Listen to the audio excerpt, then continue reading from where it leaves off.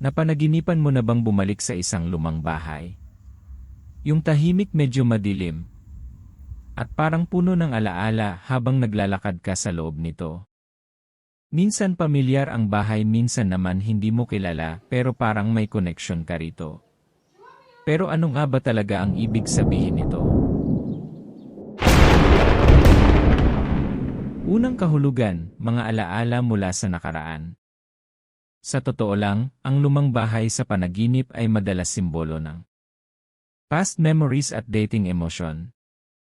Maaaring may bahagi ng nakaraan mo na bumabalik sa isip o puso mo ngayon. Pwedeng childhood memories, dating relasyon, o lumang experiences. Ikalawa, unresolved emotions. Kung abandoned o sira ang lumang bahay, maaaring simbolo ito ng emotional wounds o issues na hindi mo pa tuluyang naayos sa sarili mo. Parang may lumang problema na bumabalik ulit. Ikatlo, sarili mong emotional state. Ang bahay sa panaginip ay kadalasang simbolo rin ng sarili mong pagkatao. Kapag luma o magulo ito, maaaring pakiramdam mo ay emotionally drained o pagod ka na. Ikaapat, nostalgia at longing. Kung komportable ka sa lumang bahay sa panaginip mo, maaaring nami-miss mo ang simpleng panahon sa buhay mo. Parang gusto mong bumalik sa dating ikaw o dating sitwasyon.